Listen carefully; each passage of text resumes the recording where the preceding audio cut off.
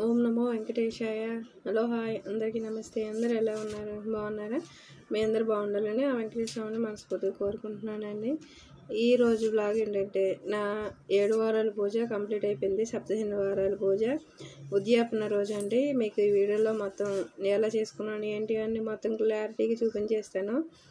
మా ఇల్లు అయితే సందడిగా ఉందండి. అమ్మ వాళ్ళు పిలుచుకున్నాను, అత్తయ్య మావయ్య పిన్ని చిన్న అక్క వాళ్ళు పిల్లలు అక్కలు పిల్లలు అందరూ వచ్చారండి. పొద్దున్నే తొందర లేచి పూజ అంతా పూర్తి చేసుకున్నాను. వెంకటేశ్వర స్వామి గుడికి వెళ్ళి తులసి దండ పెట్టుకున్నానండి. ఈ 7 వారాలు సోమవారం తులసి దండ సమర్పించుకున్నాను.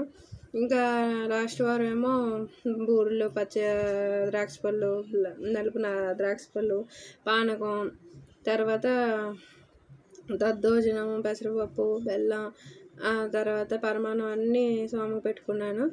అత్తయ్య అక్క వంట చేస్తున్నారండి. వంట పని అంతా అత్తయ్య అక్క చూసుకున్నారు. ఇంకా బూరెలు చేసామండి. ఏంటంటే పేరెంటల్ తాంబూలం పెట్టుకున్నాను, అందులో బూరెలు పెట్టుకుందాం అనుకున్నాను.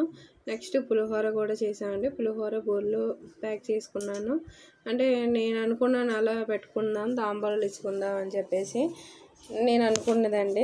అందరూ అలా చేయాలని రూల్ ఏం కాదు. నా మనసుకు అనిపించినట్టు నేను చేసుకున్నాను. స్వామివారికి చక్కగా ధూపం వేసుకున్నాను. మా ఇంట్లో పిల్లలకి అందరికీ చక్కగా భోజనం చేసిన తర్వాత ఇదిగోండి నేను అత్తయ్య మావయ్యలకి అందరికి తాంబూలాలు పెట్టుకున్నాను.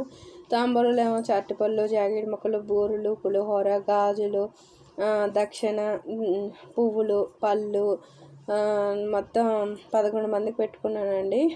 తాంబూలాలు ఇచ్చుకున్నాను. అంతా బాగా జరిగిందండి. ఆ వెంకటేశ్వర స్వామి దయ వల్ల నాకు చాలా టెన్షన్ అనిపించింది, కానీ స్వామివారి అన్ని చక్కగా ఉండి చేయించుకున్నారండి. స్వామివారికి లాస్ట్ వారం ఎంతో ఇష్టం లడ్డూలు, తాంబూలలో కూడా లడ్డూలు పెట్టుకున్నాను. అందరి దగ్గర ఆశీర్వాదం తీసుకున్నాను. స్వామి నీ దయ వల్ల ఇలా అంతా కంప్లీట్ అయ్యిందని.